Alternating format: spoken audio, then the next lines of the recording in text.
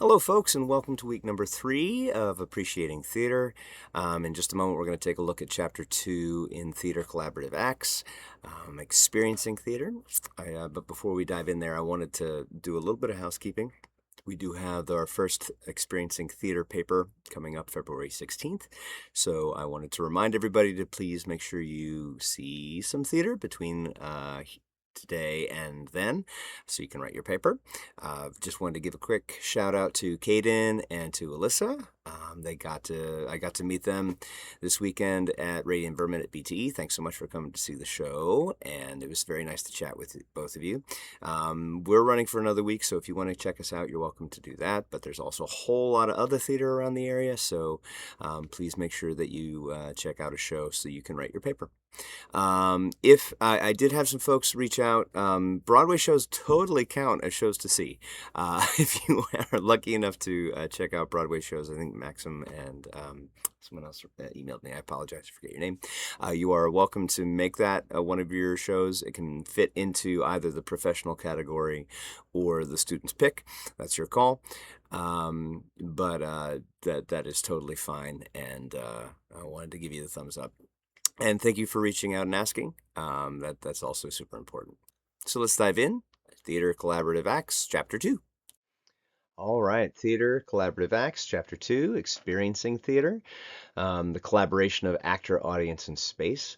This is pages 26 through 51. I will say that if you'd like to skip the material on blocking, we're going to fold that into either directing or acting.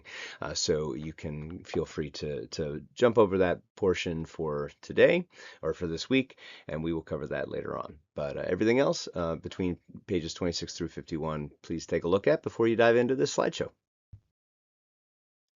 All right, so we have three essential parts of theater. We have the space, we have actors, and we have the audience. And all of those three things collaborate. The book mentions Peter Brook's The Empty Space, which is a really fabulous book if you are interested in supplementing your reading and it's just something that you enjoy doing. I highly recommend Peter Brook. He's a really smart guy and impacted a lot of the way theater is devised and formed really ever since he authored the book a couple years ago, decades ago. um, but Brooke highlights the fact that we really only need an actor, we need a space, and we didn't need an audience to watch what happens. I always like to begin this kind of conversation just to ask the question, when does art begin? It's a good question to ponder. I'll pitch it to you. When do you think art starts? So imagine you're walking into the theater. Does it begin then? Imagine you are sitting down at your seat and you're looking at the program. Has art begun yet? Let's imagine that the lights are going down. And has art started yet? And let's say that the actor comes on stage and starts talking, or the music starts playing and the orchestra strikes up the band. Has art begun yet? And really, the answer that I like to give is art starts when you pay attention. When you start paying attention, when the audience starts paying attention, when the actor starts paying attention, art, and particularly the art of theater, has begun. I like to say that the artist's job really is to point and say, look, this has something to do with being human, and that is the artist's job. And then as soon as the audience starts paying attention to the thing that the actor or the artist is pointing to, then we have art. And so this chapter is really focused on that act of people gathering together in a space, the actor and audience sharing that discussion about what it is to be human, and some of the mechanisms that we have in the theater art form to make that happen. As long as you have all three, you have some form of theater, some form of theater art, and they all interact together. So it is a whole, the actor, the audience, and space. We begin with audience experience. So Um, the audience is basically there to watch, and there are kind of two imperative things that the text talks about that we're going to dive pretty deep into today. Both of them are empathy and aesthetic distance, and they are sort of polar opposites of each other to a certain degree. And the audience sort of spends their time on a spectrum between the two, depending upon how the theater makers have crafted it and where an audience member is in their personal experience. Um, we begin with empathy. So there are different qualities of empathy. First of all, we'll talk about what empathy is. It is an emotional resonance and the idea of putting yourself in another person's position, right? It's an imaginative act. I have to understand it, and it is something visceral. I feel in my body. I certainly do feel it in my brain. It is I'm a big fan. You'll find out throughout the semester. I'm kind of a big fan of trying to apply neuroscience in the way that um, how we're beginning to really understand what the brain is doing and what our experience is and how that overlaps with my discipline, which is theater. Empathy uses both a top-down and bottom-up process in the brain. So, okay, quick neuroscience lesson, right? We got the amygdala. That's the lizard brain. That's the stuff where sort of fight or flight lives in this lower part of the brain. Our survival and the real a lot of our reaction and quick responses to stimuli live in that amygdala. Then there is a midbrain, which serves as some higher processing, and then all the gray matter that's above that midbrain is where a lot of the higher processing, the frontal cortex you might have heard, which you don't develop fully until you're into your mid 20s, helps with filtering some of those higher processes and higher functions of thinking. And empathy uses both a top down, meaning that I need to understand something, I need to think through, and I'm dealing with the higher processes of thinking. I need to imagine. I need to think what are all of the things that that person is going through in order for me to imagine in fully. And then I also need to feel viscerally. So oftentimes, and I also like to think of this as the body up to the brain, I feel really uncomfortable. I really dislike the way that this is going. I feel endangered along with the character. And so that sense of empathy, which is 100% emotional, helps us understand what the character is going through. Um, and then we kind of have a two-way split where our brains and our bodies start thinking and feeling in a very personal way. I start cross-referencing my own story along to and overlaying it with the story of the character. I start thinking, oh my gosh, this is very much like my life, and we start relating personal feelings into this. And then the other half of it is the feelings of the character in the story, that I'm witnessing it and I feel it along with the character. It's something that's happening. Mirroring is the technical term for this, and this is something that we do as human beings all the time. That we mirror the thing that we have across from us. We actually have they call them mirror nerve endings or mirroring pathways that we learn what's going on in the world by witnessing and almost uh, mimicking it. And we'll talk a little bit more about mimicking when we talk about actors. But we have these mimicry cells that say that person's doing that, I better do that. And so when we're feeling the character's feelings in the midst of the story, that is it is empathy in action, and that is something that we're built to do as human beings. Um, and then we have empathy, the question of empathy versus sympathy. Um, Empathy is an experience, whereas sympathy is something that is outside of us. Okay. And so when we're talking, and the reason why I use empathy instead of sympathy is we are experiencing the thing. I like to think of it as it's wearing a person's shoes, another person's shoes, rather than looking at their shoes and evaluating the shoes. Sympathy is, oh, look at the shoes that they're wearing, or man, I think I I could understand putting those shoes on and how they might feel. Empathy is putting the shoes on and feeling what it feels in your body and viscerally. Um, and so that actually swings us into aesthetic distance. That sense of I'm in the thing, I am experiencing right now, and it is very immediate and it's very close. That is an empathetic response. The aesthetic distance is the opposite of that, where we are playing with how far away or how uh, distance affects how I'm perceiving an event, a theatrical event. Theater artists rely on aesthetic distance and shaping its effect so that we can access taboo or difficult topics that might otherwise stop the audience from participating. When we were talking last week about entertainment and art, aesthetic distance is the primary mode to get into that artistic world. And also, most when we're talking about the entertainment side of things, empathy is all of those visceral things are very, very they're energetic, they're energizing, they're happy very often. If you've been to a Broadway musical and it just feels like sensory overload and it's just all washing over me, sometimes I call it Broadway bloat because it's a lot of stimuli. Aesthetic distance gives us the opportunity to sit back and say, wow, this is amazing, right? To sit back away from the stimuli and say, whoa, this is really cool. Um, and so there are qualities of aesthetic distance that we need to talk about as well that the theater artist can craft.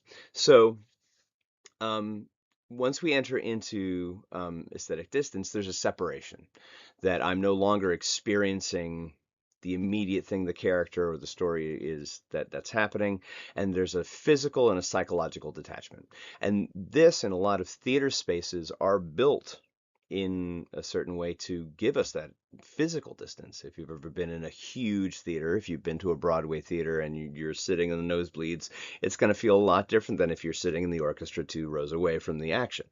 Um, Similarly, if there's not a lot of physical distance, there's still more than likely the audience is going to be sitting in the dark. Or at least we're going to dim the lights so that I'm not part of the story necessarily. I can sit back and I can observe and take in the story without necessarily feeling like I need to actively participate in it. And that distance allows me to engage with it on a psychological level as well.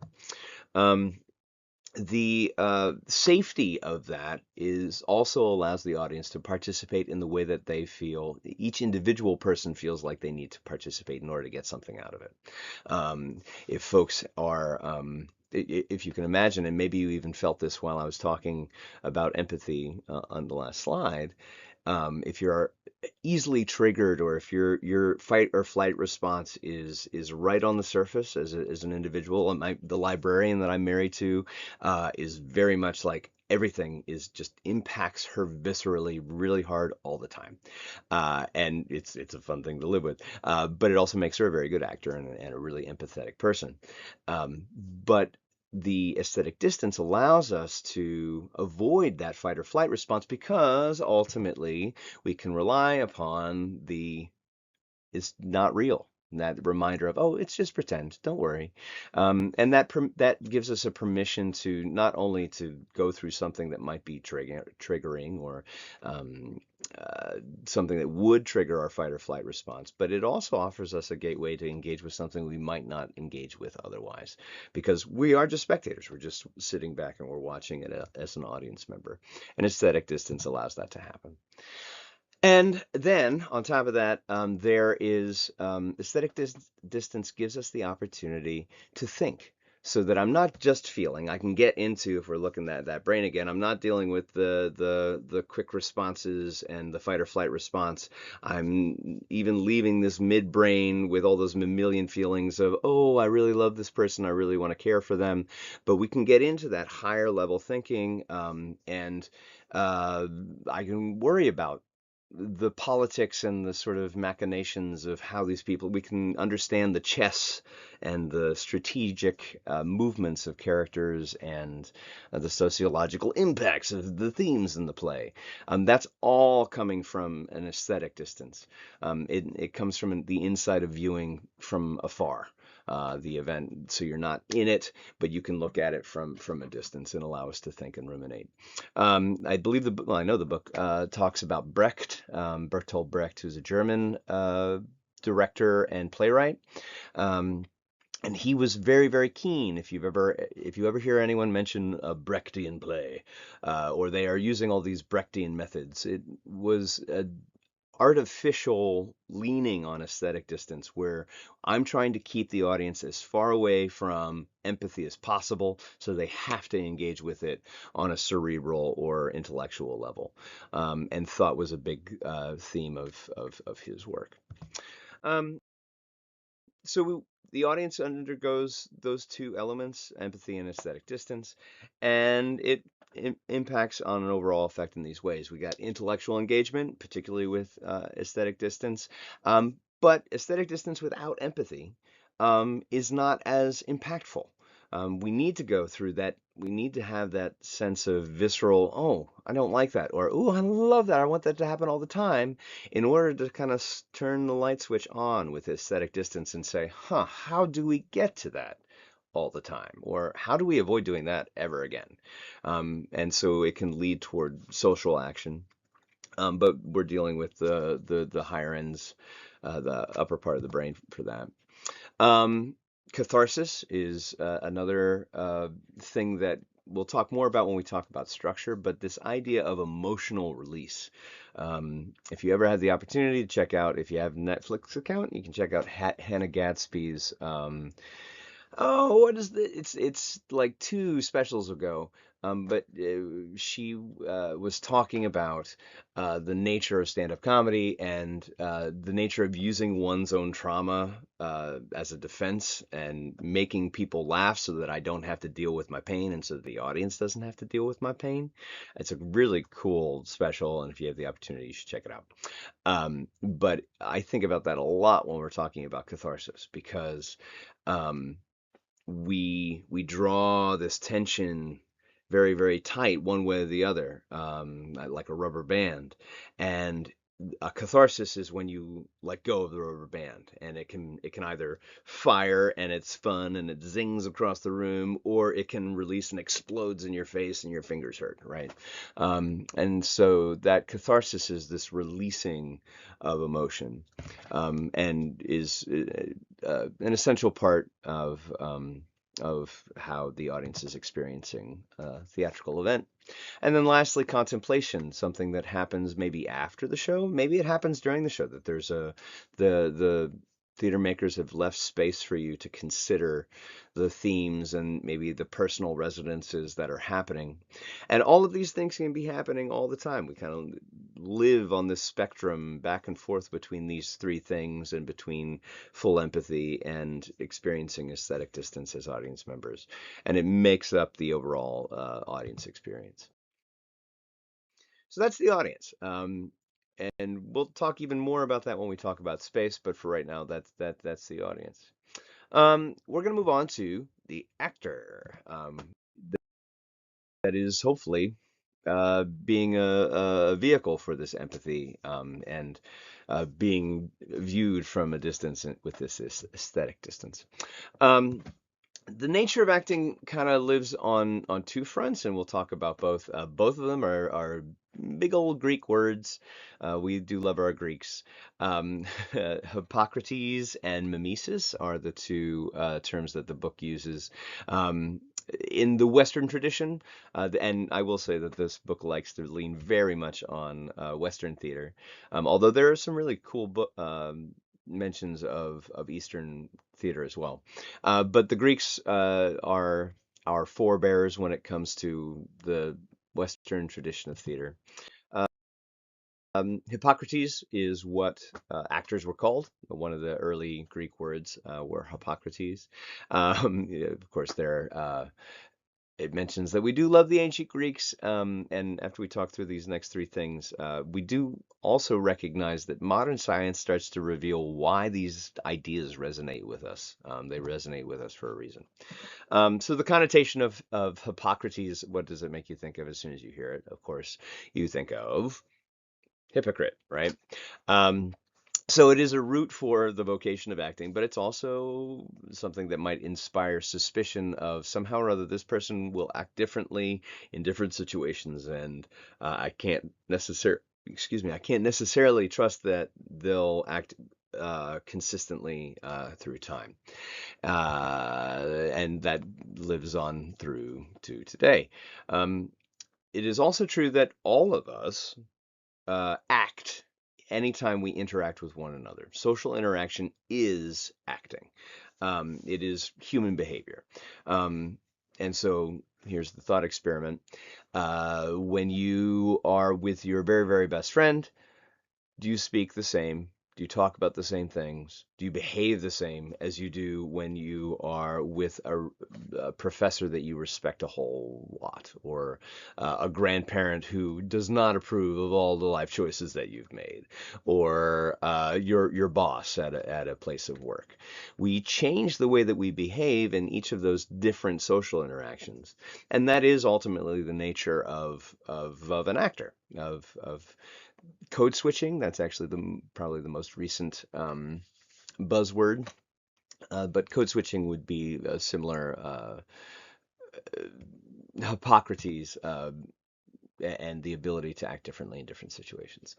And then permission, and we'll talk more about this when we talk about mimesis, but that transgressing or contradicting social norms is something that actors have permission to do, and it is the audience and their fellow theater makers that give them that permission, because there is a pretend element to it, right? Both actors and hypocrites use the ability to change behavior, and depending upon how they use that ability, sometimes it's for the benefit of society, and we do it in a safe environment, in an imaginative environment, and we can ask, well, is that the right way to behave?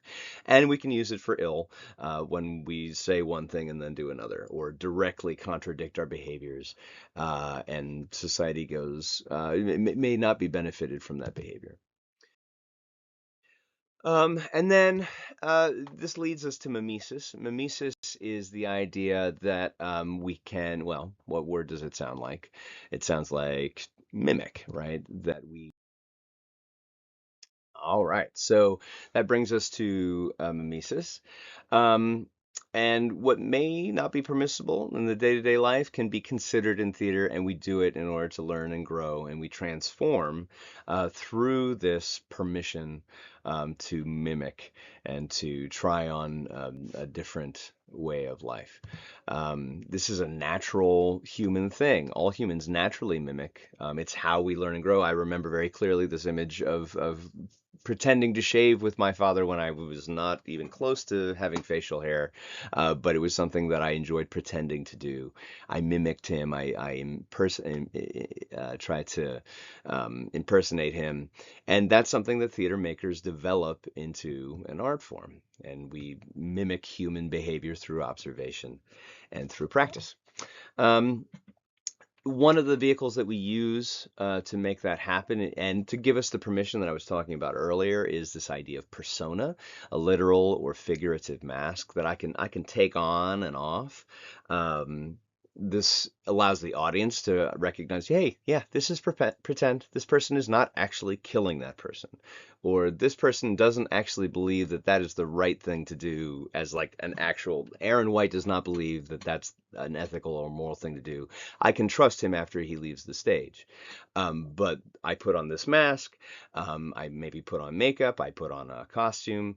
For the folks who have seen Radiant Vermin, I put on I put on a dialect. I live and work in Yorkshire for my character Ollie Swift, and so he starts talking different, and all of a sudden it starts to transform the way my face moves, because I have to make the world change. I have to make the words work differently in my mouth and in my gestures.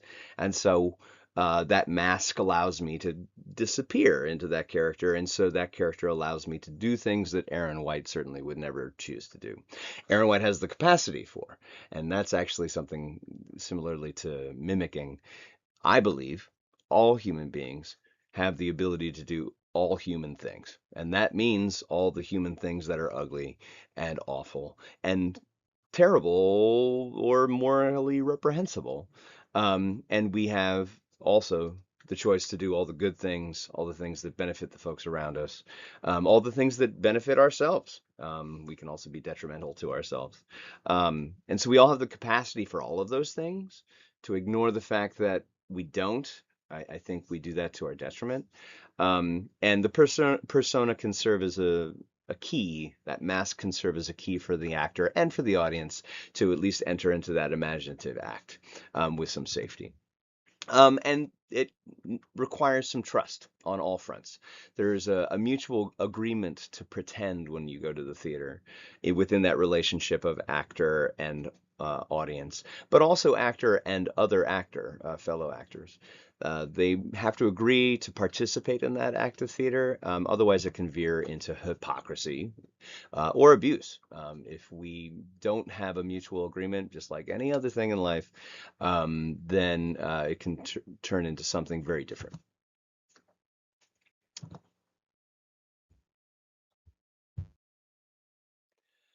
All right, so um, there's a lot of things that need to happen before the audience ever sees an actor happen, for getting that play to a production. And we're only going to spend one slide on it in this lecture. There will be numerous lectures outlining what these roles do in coming weeks. I just want to say that collaboration, the reason why the textbook is Theater Collaborative Acts, is that theater is a collaborative art form and it requires so many people.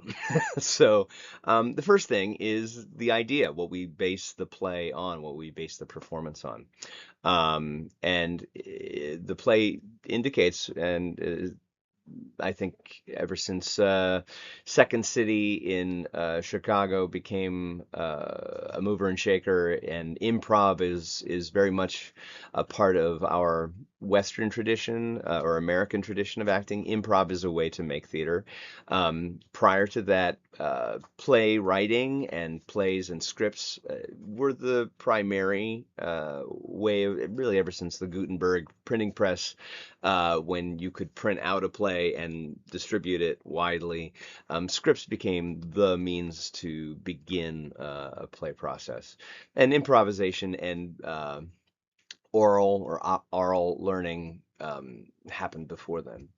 But the script in most plays that you see is the beginning of the thing.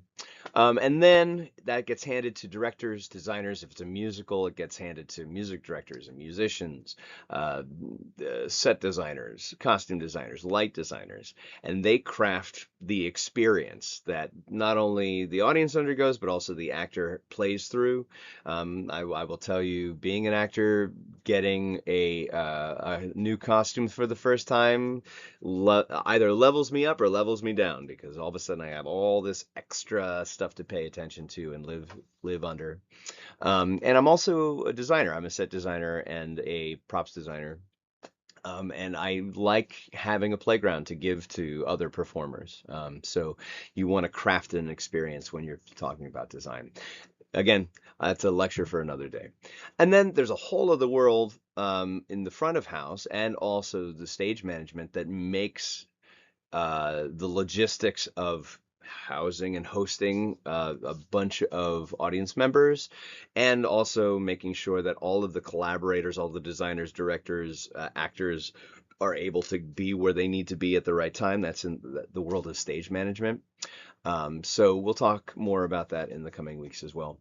And I don't want to ignore it. It is not part of the Brookian triangle of actor, audience, and space, but they are essential, and we'll be talking more about how that impacts as theater gets bigger and bigger. Let's talk about space. So, space allows both the actors and the audience to interact in very specific ways. The arrangement of those spatial items, the seating for audiences, if they're seated.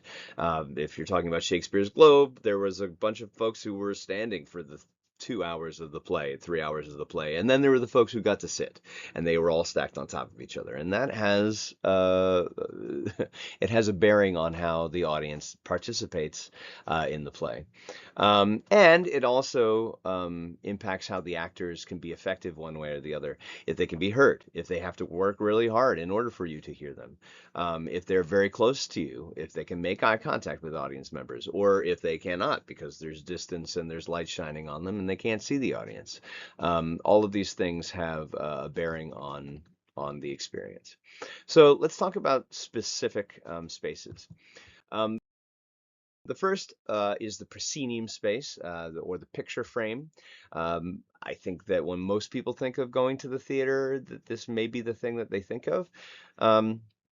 It is a big old picture frame. These theaters often are made to seat as many people as possible, to watch what might look like a postage stamp if you're sitting far away in those upper seats, or if you're in the splash zone and you get spit upon if you're sitting in the front row. So it's a very dynamic space for an audience member. And for an actor, you often have what is called a fourth wall, because you don't have the ability to make direct contact with an audience member. And we imagine that there is this fourth wall that the audience is watching through, and we stay within the world of the play, and inside the picture frame. Proscenium space is framed by a picture frame or a proscenium arch, from which the space derives its name. That's what it's called, where it's called from. Right. I will try and use my laser pointer here. Right here would be the picture frame architecturally. This is looking from the top, and depending upon where you're sitting, if there is an orchestra between you and the actors, that can also be create a lot of space, a lot of physical distance between the audience and action. There's also stage directions there. I did mention we will be doing some stage direction work, but we'll do that in acting land and in directing lands when we do lectures that way. Oftentimes, scenery is working very vertically. So you can see here, this is the side view. You have the orchestra right there, and potentially balconies stacked on top of each other, that the pit normally lives beneath the orchestra level, and then the stage is raised up. That's a common theme in proscenium spaces. Sometimes, depending upon the rake of this orchestra space, the rake of it might put the stage below and feel more like audiences or balconies and mezzanines.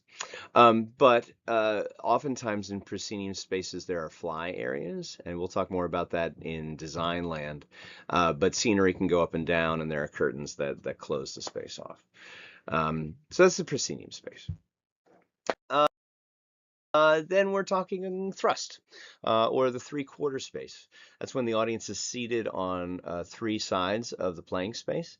There are times when that space has proscenium. Oftentimes that proscenium serves as a backdrop. It's not the main acting space, and most of it is played on the stage that's between the audiences. And my picture is probably blocking it, but there's a yay PowerPoint. There is a proscenium. I'm sorry, a term called the vom, which is basically an aisle that goes under the audience, and it's a Greek word where the actors vomit up onto the stage, as if the actors are spewing out of the vomitory. And that is another specific thing for both for thrust spaces, but arena spaces as well that we often can play in the VOM. Playing in a three-quarter space is a lot of fun. There very often it does not have quite as many fourth wall constraints, um, but you're also free to move around a little bit because you have to get your face to as many people as possible, and they're seated on three sides of you. So playing in the thrust space is a lot of fun. Um, sorry, just a second. Okay, there we go. And then we got the arena or theater in the round. This is when the audience is surrounded on all sides of the action.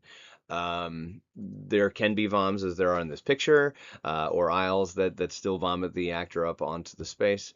Um, but set-wise, it tends to be much more simple because the audience has to see through whatever scenery is in place. Actors can enter the stage and even play among the audience, which really diminishes the physical distance between the actor, the action, and the audience. And at some point, it may be difficult to discern where actors begin and audience ends, or vice versa, which gets us into immersion or environmental, and us to the black box or studio spaces. These are intimate and flexible spaces that can be rearranged and oriented in a bunch of different ways. Architecturally, as you can see in all these photos, they're mostly just big open spaces that have risers and removable seating, so different plays can take on different attributes. A lot of training spaces have black boxes as well as theaters. Um, they're often very much the classroom, and so depending upon what you're working on, you can change the spaces needed. Um, let's see if the top views might be able to reflect this a little bit more.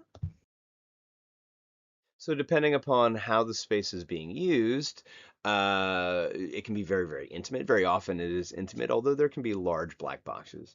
But very often there's a smaller capacity for audiences, and the performance areas tend to be a little bit more compact. And the kind of space provides theater makers the opportunity to choose how they want to tell a story. This would be a runway or a gallery orientation with audience on either side of the stage. This would be sort of a thrust situation where audience is on two sides of the stage, but it kind of feels like a prow. If you come to see Radiant Vermin at BTE, this is kind of what the orientation that you'll be in. But the intimacy of it makes it feel different than if it were just a proscenium space. And then lastly is the environmental and found spaces. The Peter Brook book that I mentioned earlier, The Empty Space, resolves that theater can happen anywhere. You just need a space. It doesn't need to be a special space. It doesn't need to be the ornate space. The proscenium space that I showed you back those slides is the Scranton Cultural Center. Those gilded theaters with a lot that took thousands and hundreds and millions of dollars to build. You don't need it to make theater. You just need a space, and you just need an actor, and you just need an audience. And environmental and found spaces really reaffirm that. Um, they exemplify that ideal and kind of make it a democratic art form where you don't need all of the money in order to tell stories. You just need a place for people to gather. Here, really quickly, there are pictures. There's so many theaters in barns, repurposed or factories. Our rehearsal space in Bloomsburg is a button factory. And so you don't necessarily need it to be a theater in order to tell those stories. There are also environmental spaces really blur the line between audience and actor. And so when you're dealing in found space or things like that or outside, it can really change what's going on with an audience. All right. Ultimately, finally, in conclusion, we are looking for transformation. That ultimately a space is transformed into some sort of fictional world, that individuals come together and are transformed into a collective whole, and that actors come together and transform into characters. And these three essential elements collaborate together to generate this transformative energy through communal discovery, through changes in human thought, attitude, feelings, and perspectives. Hopefully, we enter into this playing space, we experience catharsis, and we are different than when we came in. And not in some sort of scary way, but just in some sort of growth, in some sort of transformation. Before we sign off, I want to briefly discuss the response paper for the immersive theater video that is in this week's learning module. It's a 5-point assignment. I'm just looking for a discussion. First of all, your reaction to the immersive theater. This would fit under the environmental theater spaces that we talked through in the slideshow.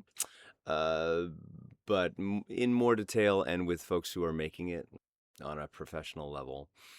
Fascinating 19-minute video. I'd like to hear your personal thoughts about immersive theater, a discussion about how aesthetic distance and empathy would be wielded in such a type of theatrical experience.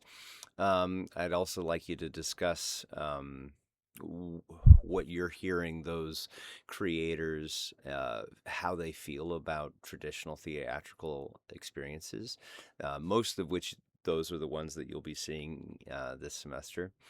And it's got to be between 250 and 500 pages. 500 pages, heavens to Betsy, no. 250 words to 500 words. Not looking for anything huge.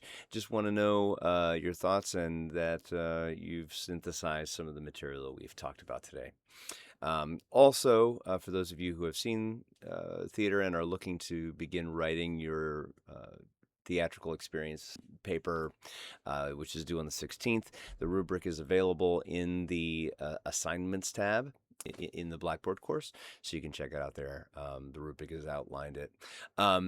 I reference the critique as according to the textbook. That is found in Chapter 3, and we'll be covering it next week. But if you want to take a look ahead, read ahead a little bit, that'll give you some context about how to read and write about theater. Otherwise, hope you have a great week, and I look forward to seeing your theater surveys coming in. And some of you still haven't sent get to know you emails yet. You can also do that via the Blackboard assignment so that I know who you are. All right. Have a great week. Cheers.